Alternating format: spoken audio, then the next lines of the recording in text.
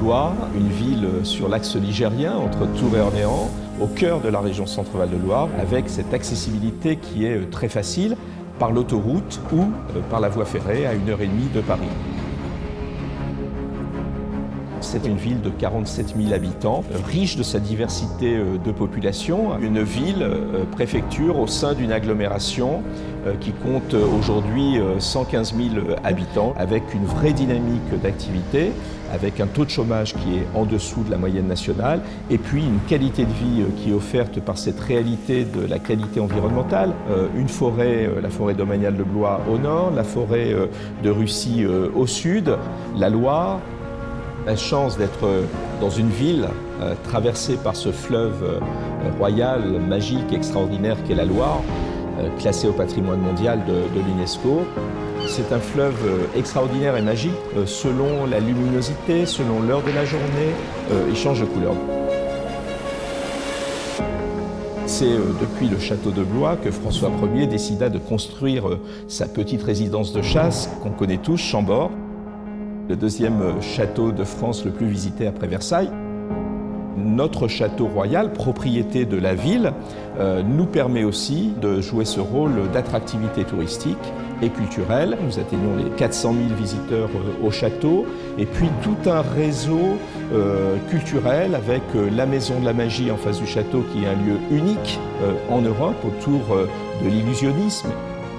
C'est évidemment la préoccupation à travers la convention Action Cœur de Ville que nous avons signée avec l'État il y a quelques années maintenant, de conforter l'habitat dans le cœur de l'agglomération, dans ce centre-ville, plus d'habitants, dynamique commerciale, accompagnement des animations commerciales, accompagnement de l'activité culturelle. Bref, c'est dans une approche véritablement complète que nous nous engageons depuis quelques années et sur lesquelles nous avançons de façon très dynamique.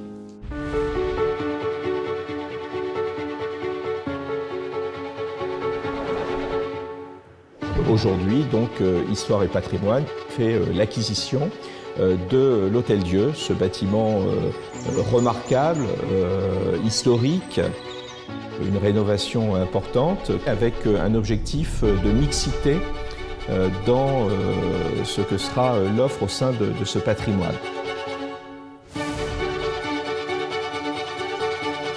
Nous avons ces jardins qui seront ouverts au public. Nous avons aussi eu cette intention d'y implanter deux nouveaux lieux culturels. Un lieu culturel consacré au peintre Lorjou et puis sur l'autre partie que nous avons réservée, nous puissions y réimplanter le musée des arts religieux.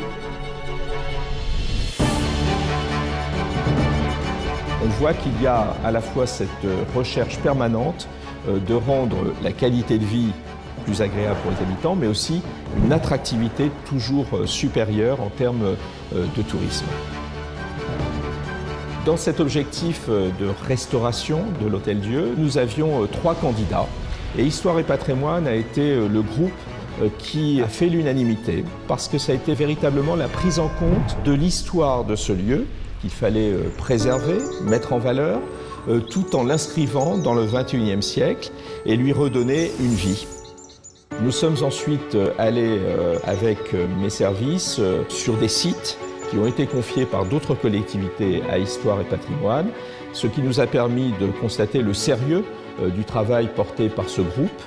Toutes les cases étaient remplies pour que la confiance s'installe et la confiance est confirmée au fil du temps par le partenariat que nous avons avec Histoire et Patrimoine et les travaux pourront s'engager dans peu de temps maintenant avec l'attente que nous avons de pouvoir enfin inaugurer ce lieu qui sera un lieu extraordinaire à partir de sa rénovation.